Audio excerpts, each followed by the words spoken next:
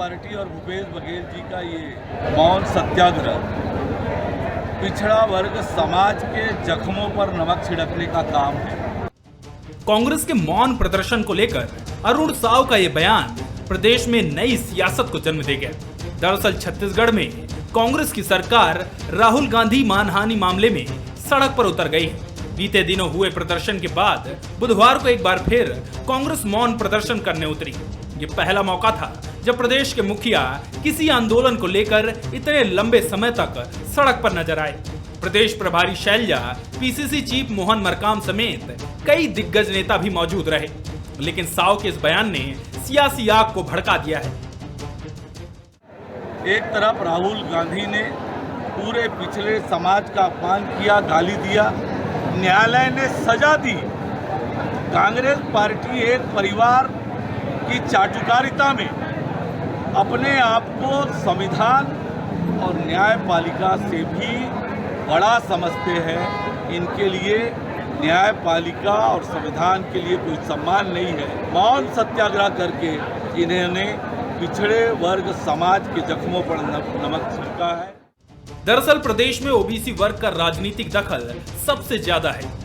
प्रदेश की 48% आबादी ओबीसी वर्ग से आती है। 90 विधानसभा सीटों और 11 लोकसभा सीटों पर ओबीसी फैक्टर हावी रहता है, तो वहीं आदिवासी सीटों पर भी ओबीसी वोटर्स का असर दिखता है। यही नहीं, सीएम भूपेश बघेल, नेता प्रतिपक्ष नारायण चंदेल, बीजेपी के प्रदेश अध्यक्ष अरुण साव और इनकी ही तरह कई दिग्गज नेता ओबीसी वर्ग से ही आते हैं। ओबीसी वोटर्स के बूते ही कांग्रेस 15 साल बाद अपनी सरकार बनाने में कामयाब हो पाई थी। ऐसे में जब विपक्ष ने सवाल खड़े किए तो सीएम भूपेश ने सधे हुए अंदाज में पलटवार किया। एक उड़ान तो शुरू कर ले बिलासपुर में, उसके बाद सुनता कौन है? और पिछड़े वर्ग क्या बात है? तो मोदी सरनेम से केवल पिछड़े वर्ग के लोग नहीं लिखते, विभिन्न जाति विभिन्न धर्म के लोग लिखते हैं। तो अरुण साव जी थोड़ा ज्ञान वर्धन कर ले। छत्तीसगढ़ में चुनाव को 4 महीने ही बाकी है। ओबीसी आरक्षण का मसला सालों से सियासी आंच बढ़ाने के काम आता रहा है, तो अब राहुल गांधी मानहानि केस से सियासी आग को नई हवा मिली है। इस आग को कांग्रेस बुझा पाने में कामयाब हो पाती है या फिर ये जंगल की आग की तरह बढ़ती ही जाएगी, ये देखने वाली बात होगी। Bureau report, Bansal news. नमस्कार, बहुत बहुत स्वागत है आज का मुद्दा में। मैं हूं आपके साथ ललित और हमारा आज का मुद्दा है मौन पर शोर। छत्तीसगढ़ में ओबीसी का मुद्दा एक बार फिर से गरमाने लगा है। कांग्रेस मैदान में उतरी तो थी मौन सत्याग्रह के लिए, लेकिन बीजेपी ने इसे ओबीसी का अपमान बताते हुए प्रदेश की सियासत को सुलगा दिया है। ओबीसी वोटर्स के क्या समीकरण है और 2023 के चुनाव में ये कितना अहम रोल निभाने वाले हैं, इस डिबेट के जरिए हम ये समझने की कोशिश करेंगे। सबसे पहले इस डिबेट में हमारे साथ जो मेहमान हैं उनसे आपका परिचय करवा दें। सुरेंद्र वर्मा जी हमारे साथ है, छत्तीसगढ़ कांग्रेस के प्रवक्ता। सुरेंद्र जी, बहुत बहुत स्वागत करते हैं आपका। श्रीचंद सुंदरानी जी है, बीजेपी के नेता हैं। श्रीचंद जी, आपका भी बहुत बहुत स्वागत करते हैं। साथ ही अनिरुद्ध दुबे जी हैं, वरिष्ठ पत्रकार हैं, उनसे गहराई से इस विषय को समझने की कोशिश करेंगे। अनिरुद्ध जी, बहुत बहुत स्वागत करते हैं आपका। सबसे पहले शुरुआत में अनिरुद्ध जी आपसे ही करना चाहूँगा, एक छोटा कमेंट आपसे। आपने पूरी रिपोर्ट को देखा, सुना, निश्चित तौर पर यह कहेंगे कि राहुल गांधी के लिए समर्थन करना ये इसमें कोई बड़ी बात नहीं है, उनको करना चाहिए था। मौन सत्याग्रह किया, यहाँ तक ठीक है, लेकिन अब जो ये ओबीसी का मुद्दा बीजेपी ने उठा दिया है, कांग्रेस के लिए क्या वाकई ये मुश्किलों भरा साबित हो सकता है? देखिए, आपने छोटा सा कमेंट्स मांगा, मैं छोटा सा ही कमेंट्स करूंगा। और देखिए क्या है, मैं राजनीति को बहुत समय से देखते आ रहा हूँ। उम्र हालांकि मेरी कम है, लेकिन कम उम्र में ही मैंने देखना शुरू कर दिया था। मैंने वो सभाएं देखा हूँ कि बहुत बड़े समाजवादी नेता जॉर्ज फर्नांडिस, जो पूर्व में केंद्रीय मंत्री रहे और जिन्होंने देश भर में रेल की हड़ताल करवा दी थी। रेल की हड़ताल, ऐसी हड़ताल कभी आज तक कोई नेता नहीं करवा पाया। जब वो माइक पर होते थे और किसी के बारे में बोलते थे तो बहुत वो बेलगाम होते थे। मतलब कहीं कोई शब्दों पर नियंत्रण नहीं होता था, मतलब क्या क्या नहीं कहे जाते थे। मैं रायपुर की गांधी चौक की सभा में मैंने एक बार सुना हूं और मैं उनसे प्रभावित भी हुआ। लेकिन प्रभावित होने के बाद मैं सोचा भी कि क्या बोलने की इतनी राजनीति में आजादी होती है? लेकिन अब मैं जो अभी का दौर देख रहा हूं तो निश्चित रूप से सहनशीलता का दौर जो है जहां तक कि अब ये समाप्त होते जा रहा है। और जो आज जो है सोशल मीडिया का जमाना है, चैनलों का जमाना है, अब अखबार तो बहुत दूर होते जा रहे हैं, तो जब ये चैनलों का जमाना है, सोशल मीडिया का जमाना है, तो बहुत सोच समझकर बोलने की जरूरत पड़ती है। राहुल गांधी जी कह गए कि सारे मोदी क्या ऐसे ही होते हैं। देखिए, मुझे लगता है कि जहां तक है राहुल गांधी जी को मैं इतने समय से जो है मैं वॉच करते आ रहा हूं, तो मतलब एक सहज तरीके से वो कह गए, और ये कहा जा सकता है कि उनकी जुबान फिसल गई। लेकिन ये जुबान फिसलना जो है इतना बड़ा मुद्दा बन जाएगा ये नहीं सोचा जा सकता था। और दूसरी बात जो है, सजा भी मिली तो इतनी बड़ी मिली, जो भी हो कोर्ट पे कोई टिप्पणी मैं नहीं करना चाहूंगा क्योंकि वो अदालत का मामला है, उसके लिए मैं स्वतंत्र नहीं हूं। लेकिन जो लोकसभा में जो है उनकी सदस्यता खत्म कर दी गई वायनाड से, और अभी की स्थिति में जैसे बताया जा रहा है कि 6 साल जो है चुनाव नहीं लड़ पाएंगे, तो मैं जहां तक समझ पा रहा हूं ये किसी भी नेता के लिए, ये कम से कम इस एक टिप्पणी के लिए तो ये बहुत बड़ा दंड है। चलिए, बहुत बहुत शुक्रिया, क्योंकि एक आपने जैसा कहा छोटी टिप्पणी की है। बहरहाल आपसे लगातार हम चर्चा करते रहेंगे इस पूरी डिबेट के दौरान, लेकिन हम सुरेंद्र वर्मा जी का रुख करेंगे। कांग्रेस के प्रवक्ता है सुरेंद्र जी, निश्चित तौर पर आपने एक बहुत अच्छा काम किया और वहाँ पर एक मौन सत्याग्रह किया, आपने राहुल गांधी में निष्ठा दिखाई, यहाँ तक तो ठीक था, यही सब बातें हम लगातार कर रहे हैं। लेकिन आपने ये कहा जाता है कि ये न्यायपालिका का फैसला था, उनके विरुद्ध जाने का एक साहस आपने अदम में दिखाया है। ये आप भली कह सकते हैं कि हम डायरेक्टली इस फैसले का विरोध नहीं करते, हम असहमत हैं, लेकिन फिर भी कहीं ना कहीं इस मुद्दे को एक हवा दी है बीजेपी ने। वो लगातार ये कह रही है कि आप न्यायपालिका संविधान पर विश्वास नहीं रखते। क्या जवाब देंगे आप?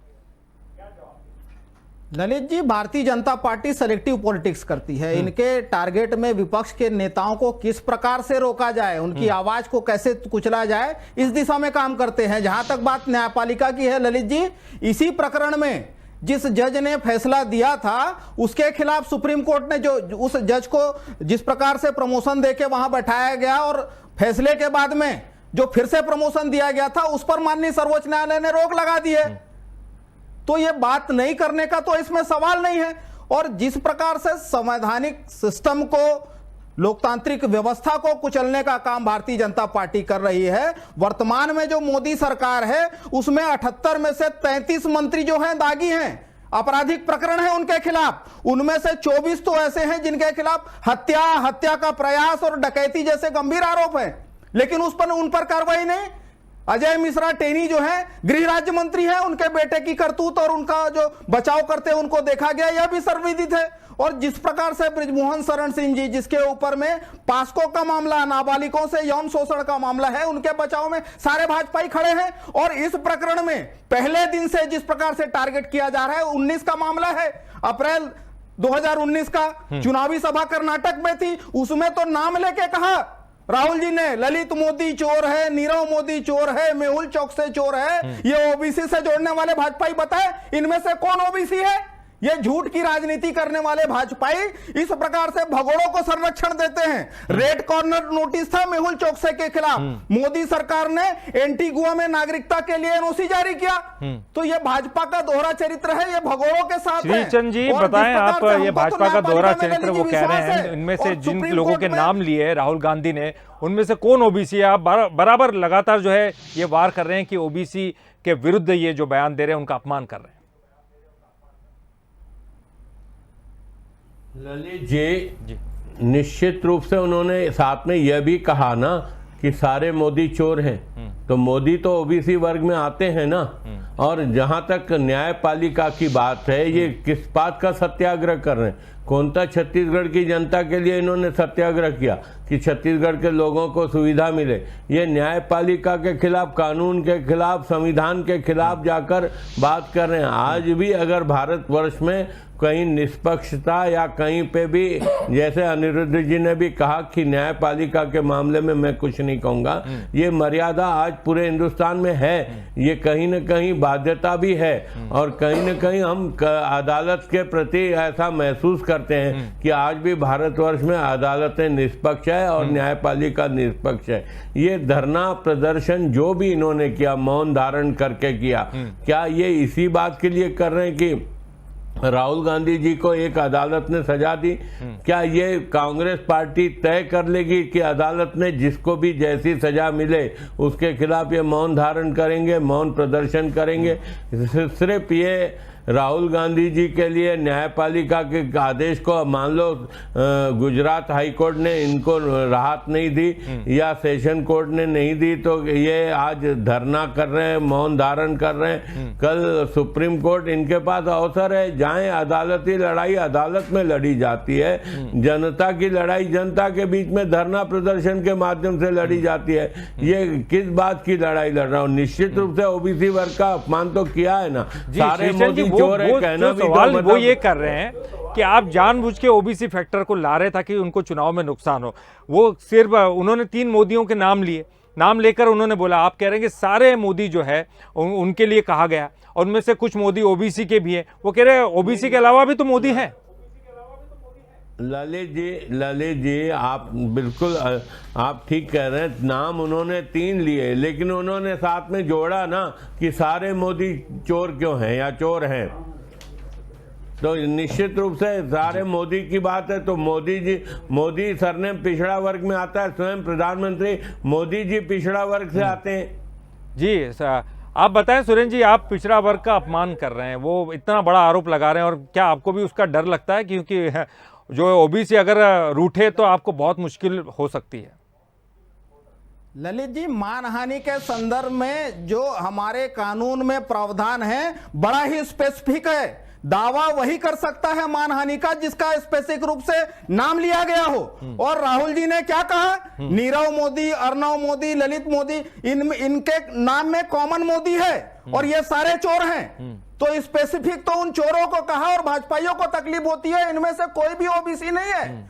और ये मामला 19 का है, और जिसने शिकायत की थी ललित जी, वो स्वयं हाईकोर्ट जाके इस मामले को स्थगित कराया था। और जैसे ही राहुल जी ने 7 फरवरी को अडानी के संदर्भ में सवाल पूछा मोदी से कि 20 हजार करोड़ फर्जी सेल कंपनियों का किसका है, निवेशकों का 15 लाख करोड़ कैसे डूबा, जो एसेट बढ़ाकर कैसे बताए गए, एलआईसी और एसबीआई का पैसा किसके दबाव में लगाया गया, उसके बाद अचानक वो स्टे 16 फरवरी को वापस लिया जाता है। 27 फरवरी 2023 को सुनवाई शुरू होती है और 1 महीने के भीतर, 1 महीना भी नहीं लगे, 17 मार्च को निर्णय रिजर्व हो जाता है, 23 मार्च को निर्णय आ भी जाता है। इतनी तत्परता किस मामले में बरती गई बताइए? आज तक इतिहास में मानहानि के मामले में किसी भी प्रकरण में 2 साल की सजा हुई हो तो बताएं। और जिस प्रकार से आज तो भटक रहे हैं, जस्टिस संजीव भट्ट को आईपीएस है न्याय मिला, जस्टिस लोया के परिजन भटक रहे हैं, उनको न्याय मिला। और जिस प्रकार से भारतीय जनता पार्टी के नेताओं का चरित्र रहा है, स्पीकर की कार्रवाई भी संदिग्ध है। जो प्रक्रिया है, जो तय प्रक्रिया है निलंबन का, बर्खास्तगी का, उसका तक पालन नहीं किया गया। तो भाजपा के लिए तो ओबीसी केवल चुनावी लिहाज से जरूरी है। ये बताएं, कोई भी ओबीसी नहीं है ललित जी, केवल चुनावी मुद्दा है इनके लिए ओबीसी। चले एक बार हम अनिरुद्ध दुबे जी का भी रुख कर लेते हैं। अनिरुद्ध जी, ओबीसी एक बहुत बड़ा फैक्टर, ये तो हम सब जानते हैं, क्योंकि अगर 90 विधानसभा सीटें और 11 लोकसभा सीटों को देखें, यहाँ ओबीसी फैक्टर बड़ा काम करता है। और ख़ासतौर पर ये देखा भी गया है, दोनों ही पार्टियों के अगर लीडर्स की बात करें, वो ओबीसी वर्ग से आते हैं। और इसका ये भी समझ सकते हैं हम कि अगर चुनाव में आदिवासी अगर सीट, बाहुल्य सीट है, वहाँ भी ओबीसी फैक्टर काम करता है। ऐसे में दोनों ही पार्टियों को इस बात का डर है, क्योंकि जो जिसको जीतना है, वापस से सत्ता हासिल करना है, उसके लिए तो ओबीसी वर्ग को नाराज करना उनके लिए बहुत मुश्किल भरा काम हो सकता है। लेकिन विपक्षी पार्टी को जानबूझ के ओबीसी मुद्दे को इस पूरे प्रकरण में सामने लाना है ताकि कहीं ना कहीं नुकसान हो उनका। देखिए क्या है कि आपने 2 बातें कही, एक तो चुनावी मुद्दा और दूसरा ओबीसी बहुल प्रदेश। ये सच है कि अभी चुनाव जो है 5 राज्यों में होने हैं, और अब यहाँ तक कि छत्तीसगढ़ की बात है, मतलब 5 राज्यों में होने की बात है, तो 4 से 5 महीने बचे हैं निश्चित रूप से। और दूसरी बात जो है ओबीसी वर्ग की बात है, तो ये भी एक बात है, मैं पूर्व में भी कहता आ रहा हूँ कि छत्तीसगढ़ एक समय में आदिवासी बहुल राज्य कहलाता था। उस समय था कि नहीं था नहीं मालूम, लेकिन छत्तीसगढ़ को आदिवासी शब्द से जोड़ा जाता था। अभी कुछ राजनीति इस तरह करवट ले ली है कि पिछड़ा ओबीसी वर्ग से जोड़ा जा रहा है। देखिए, मुख्यमंत्री भूपेश बघेल जी पिछड़ा वर्ग, भारतीय जनता पार्टी ने भी जो है मतलब ये सब चीज़ों को बहुत मतलब है ना राजनीतिक समझ के आधार पे जो है भी उसका विश्लेषण किया। फिर उसके बाद जो है भाजपा प्रदेश अध्यक्ष अरुण साहू जी को बनाया ओबीसी वर्ग। फिर छत्तीसगढ़ के विधानसभा नेता प्रतिपक्ष नारायण चंदेल जी को बनाया, पिछड़ा वर्ग। तो कुल मिला के अभी जो है छत्तीसगढ़ की राजनीति निश्चित रूप से ओबीसी पर जाकर केंद्रित हो गई है। और दूसरी बात जो आपने कहा कि चुनाव, भूपेश बघेल जी भी ओबीसी के वर्ष और सारी चीजें, जी हर चीजों पे देखिए काम हो रहा है, बहुत बारीकी से काम हो रहा है। और देखिए आज जो मौन सत्याग्रह था तो कहीं ना कहीं पब्लिक में मैसेज देने के लिए इस चुनावी वर्ष में एक जो बहुत बड़ी भूमिका निभाने के लिए कांग्रेस आगे बढ़ी। और एक बात और देखिए, वक्त कैसे करवट लेता है। जब राजीव गांधी जी प्रधानमंत्री थे तो उस समय उनके मंत्रिमंडल में होते थे मंत्री पी चिदम्बरम जी। उन्होंने मानहानि विधेयक लाया था और पूरे देश भर में राजीव गांधी जी के कार्यकाल में जो मानहानि विधेयक आया था उसको लेकर न जाने कितने ही आंदोलन उठ खड़े हुए थे कि जो है जनता की आवाज को दबाने की कोशिश है, आवाम की आवाज को दबाने की कोशिश है, विपक्ष की आवाज को दबाने की कोशिश है। देखिए क्या है कि आज एक अजीब स्थिति है कि आज राहुल गांधी जी एक मोड़ पर खड़े हैं और फिर वही गूंज है मानहानि। जी बिल्कुल निश्चित ही आप जो है मानहानि की गूंज है और लगातार जो है कांग्रेस को भी इस बात का सामना करना पड़ता है कि वो अपने लीडर्स का ध्यान रखे, उनका समर्थन करे, लेकिन उनके समर्थन के चक्कर में कहीं ऐसा ना हो कि विपक्षी पार्टियां उन पर टूट पड़े, क्योंकि यहाँ मामला ओबीसी के अपमान का भी जुड़कर सामने आता है। लेकिन श्रीचंद जी, जैसे कि कांग्रेस आप पर यह आरोप लगाती रही है कि आप केवल राजनीतिक फायदा उठाने के लिए ओबीसी का नाम सामने लाते हैं, आपके मन में ओबीसी के लिए कोई खास नहीं है। हालांकि नरेंद्र मोदी ओबीसी से आते हैं, लेकिन इसके बावजूद ये सवाल तो उनका है। देखिए ललित जी, निश्चित रूप से हमारे लिए मुद्दा राजनीतिक मुद्दा नहीं है, या हम राजनीतिक लाभ लेना नहीं चाहते। प्रधानमंत्री जी के नाम के आगे मोदी जी हैं और हमारे प्रधानमंत्री की जाति को लेकर हमारे प्रधानमंत्री पिछड़ा वर्ग से आते हैं निश्चित रूप से, लेकिन प्रधानमंत्री जी के बारे में इस प्रकार की टिप्पणी करना कि सारे मोदी चोर हैं, तो क्या मोदी जी प्रधानमंत्री जी के ऊपर आरोप नहीं लगता क्या ये, या मोदी जी के जितने भी सहयोगी हैं सब चोर हैं, मोदी मोदी सब नाम, 3 नाम गिनाने के बाद सारे मोदी चोर है बोलना, तो क्या प्रधानमंत्री जी को चोर बोलने का अधिकार है राहुल गांधी जी को? कभी नहीं है। और निश्चित रूप से वो प्रधानमंत्री जी पिछड़ा वर्ग से आते हैं और मोदी सरनेम भी पिछड़ा वर्ग में अधिकतर लोग पिछड़ा वर्ग से आते हैं, कुछ अन्य वर्गों से भी आते होंगे, लेकिन ये चोट तो की गई ना, पिछड़ा वर्ग पे भी चोट की गई, प्रधानमंत्री जी पे भी चोट की गई, और न्यायालय ने अगर उसको संज्ञान में लेकर कार्रवाई की है तो निश्चित रूप से इनको सुप्रीम कोर्ट से जाके राहत मांगनी चाहिए। ये सत्याग्रह करके, नौटंकी करके जनता के बीच में क्या मैसेज देना चाहते हैं? सिर्फ बदनाम करना भारतीय जनता पार्टी की सरकार को, इसके अलावा क्या मकसद है? क्या राजनीति नहीं कर रहे? हम पे राजनीति का आरोप लगा रहे हैं, ये इनकी क्या राजनीति है? आज तक कभी राजनीति नहीं कर रहे हैं। और ये तो यहाँ तक कह दिया उन्होंने कि अगर इंदिरा गांधी के समय की सरकार होती तो आप आपातकाल लगा देते। के खिलाफ धरना प्रदर्शन हुआ है। जी ललित जी सुरेंद्र जी, क्या जवाब है आपके पास? ललित जी, 15 साल सरकार में भारतीय जनता पार्टी के नेताओं को ओबीसी की सुध कभी नहीं आई। क्या किया ओबीसी के लिए बताए? और जैसे ही भूपेश बघेल मुख्यमंत्री बने, पहली बार छत्तीसगढ़ के इतिहास में कोई ओबीसी वर्ग का व्यक्ति मुख्यमंत्री बना। रमन सिंह क्या कहे थे? छोटा आदमी। उसके बाद भानु प्रताप उपचुनाव हो रहा था ललित जी, अनिरुद्ध जी गवाह है इस बात के, चूहा बिल्ली कुत्ता तक कहा ओबीसी के मुखिया भूपेश बघेल जी को रमन सिंह ने। सुन लीजिए कहीं पे भी नहीं डॉक्टर रमन सिंह जी ने कभी हल्की बात नहीं की। ये भाषा आप ही लोगों की पार्टी के लोग करते हैं। डॉक्टर रमन सिंह जी ने आज तक किसी भी नेता के लिए हल्की बात नहीं की है। ये भाषा का उपयोग आप ही के कांग्रेस के लोग करते हैं। इस भाषा को कभी भारतीय जनता पार्टी या डॉक्टर रमन सिंह जी नहीं करते, जनता इस बात की कभी नहीं करते, साहू जैसे ओबीसी वर्ग के कद्दावर नेताओं को कभी नहीं कहा, कभी भी नहीं कहा। ये इनका कुशासन है। ये बेबुनियाद आरोप मत लगाइए।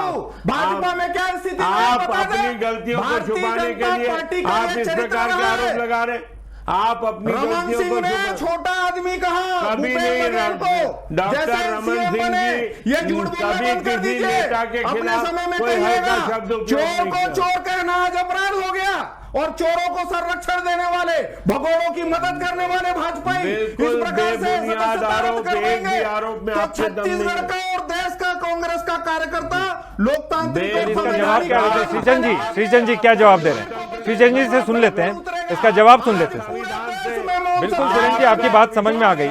श्रीचंद जी क्या कहना चाहें? कानून को नहीं मानना चाहते, आप न्यायपालिका का सम्मान नहीं करना चाहते, आप न्यायपालिका का मजाक उड़ा रहे हैं, आप न्यायपालिका का मजाक उड़ा रहे हैं, दलाल आप न्यायपालिका, ये हल्के शब्द आपके हो सकते हैं, ये हल्के शब्द भारतीय जनता पार्टी के भाषा पर ये दलालों के ही शब्द हो सकते हैं, ये दलालों के ही शब्द हो सकते हैं, भारतीय जनता पार्टी के नहीं हो सकते। एक अच्छी बहस चल रही है, एक अच्छी बहस चल रही है सर, भाषा का सही है। भारतीय जनता पार्टी हमेशा सुंदरानी जी अपने समय में बोलिएगा। हाँ जी, चले आपकी बात हो गई सुरेंद्र जी। मैं श्रीचंद जी से भी पूछ लेता हूँ वो क्या जवाब देना चाहेंगे। आपने काफी आरोप लगाए उन पर। जी श्रीचंद जी। देखिए, डॉक्टर रमन सिंह जी ने, ललित जी, कभी भी हल्की बात नहीं की। एक भी आप 15 साल वो मुख्यमंत्री रहे, 4.25 साल से वो विपक्ष में है, एक भी उनके मुंह से निकला हुआ हल्का शब्द कभी नहीं होगा। और भारतीय जनता पार्टी, तमाम अखबारों ने छापी थी, डॉक्टर रमन सिंह सहित पूरी भारतीय जनता पार्टी कभी हल्की बात नहीं करती। यही किस प्रकार की बात करते हैं सुरेंदु जी, कैसे बात कर रहे हैं कि दलाल, अडानी के दलाल, ये भाषा कांग्रेस की। देखिए ललित जी, न कांग्रेस का न्यायपालिका पे भरोसा है, न कांग्रेस का संविधान पे भरोसा है, न कांग्रेस का कानून पे भरोसा है, ये न्यायपालिका का मजाक उड़ाने अंग्रेजों से, अब अंग्रेजों के दलालों से ये न्यायपालिका को भी मजाक बना दिए। ये आज बड़ा दुर्भाग्य, संवैधानिक पद पे बैठे मुख्यमंत्री आज धरने पे बैठे न्यायपालिका के खिलाफ। देश की जनता में क्या संदेश देंगे? देश की जनता को अदालत ने सजा दिया, अदालत में लड़ो। आप क्या संदेश देना चाहते हो कि न्यायपालिका? एक आखिरी कमेंट में आपसे लेना चाहूंगा अनिरुद्ध जी। ठीक है। अरे आपको हाईकोर्ट ने आईना दिखाया, आपको सेशन कोर्ट ने आईना दिखाया, आप 3 अदालतों में गए हो, तीनों जगह आईना आपको दिखा दिया गया, तीनों जगह आईना आपको दिखा दिया गया। बिल्कुल नहीं, आप संविधान से विश्वास आपका उठ गया है। कांग्रेस पार्टी दुहाई देती है संविधान के निर्माता की। आज डॉक्टर आंबेडकर के संविधान के मजाक उड़ाने पे लगे हुए हैं। लुटेरों को, चोरों को, भगोड़ों को संरक्षण देने वाले न्यायपालिका का मजाक उड़ा रहे हैं। ये लुटेरे किसको कह रहे हैं? आखिरी चलिए आप समझ में आ गई, आप दोनों की बात समझ में आ गई। अनिरुद्ध जी, आपने देखा लगातार जो एक के बाद एक नए मुद्दे आते जा रहे हैं, हालांकि कहां से शुरू हुआ था और कहां खत्म हो रहा है। एक के बाद एक दूसरे पे भ्रष्टाचार के आरोप तक लग गए, कहां आरोप लग गए, किस तरह की भाषा का भी इस्तेमाल हुआ आपने भी सुना। हालांकि हम इसको हम ठीक नहीं समझते। लेकिन अनिरुद्ध जी, आप क्या कहेंगे आखिर में? चूंकि एक लास्ट कमेंट आपसे ये लेना चाहेंगे, क्योंकि ये मामला कहीं ना कहीं ओबीसी पर जाकर थमता है। एक आग तो लग गई है, जो कि लग गई है और सुलग भी गई है।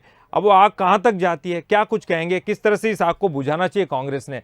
और बीजेपी के पास तो एक बैठे मुद्दा मिल गया है। देखिए, क्या जगजीत सिंह जी की एक फेवरेट गजल थी, बाद में और लोगों की भी हो गई, श्रोताओं की, बात निकलेगी तो दूर तलक जाएगी। अभी कुछ मामला वैसा ही चल रहा है सरनेम को लेकर, मोदी को लेकर, और बात जो है कहीं बहुत दूर से निकली थी। अभी वो तो फिलहाल जो है आज छत्तीसगढ़ में ये बात इसने छत्तीसगढ़ को आज गरमाया रखा। और दूसरी बात क्या है कि बड़ी अभी रोचक चर्चा चल रही थी सुरेंद्र वर्मा जी और सुंदरानी जी के बीच। उसमें एक ये था कि जो भूपेश बघेल जी को डॉक्टर रमन सिंह जी ने चूहा बिल्ली कुत्ता कहा। अब बात यह है कि रमन सिंह जी ने क्या कहा, ये जो है सत्य प्रतिपादित होना बड़ा कठिन काम है। फिर इधर भाजपा के लोग बोलते हैं कि कांग्रेस के लोगों ने गंगा जल हाथ में लेकर शराबबंदी की कसम खाई थी। ये भी जो स्पष्ट नहीं है, तो मतलब ऐसे कुछ आरोप अभी छत्तीसगढ़ में तैर रहे हैं। क्या रमन सिंह जी ने चूहा बिल्ली कहा था मुख्यमंत्री जी को, या फिर क्या गंगा जल हाथ में लेकर शराबबंदी की बात हुई थी? मतलब ऐसी कुछ चीजें हैं जो आम जनता के बीच उस पर रहस्य का कोहरा छाया हुआ है। और छत्तीसगढ़ की राजनीति इस समय एक दिलचस्प मोड़ पर खड़ी हुई बिल्कुल, है। और जैसे कि आपने कहा कि बात निकलेगी तो बहुत दूर तक जाएगी और निश्चित तौर पर ओबीसी के मुद्दे पर इतना ज़्यादा ये सियासत गर्म हो गई है कि वो कहीं ना कहीं वो मुद्दे को भटकाने की भी कोशिश कर रही है और दोनों ही पार्टियां उस मुद्दे को लपकने की भी कोशिश कर रही है। चलिए, बहुत बहुत शुक्रिया करेंगे सुरेंद्र जी, समय बहुत कम है मेरे पास।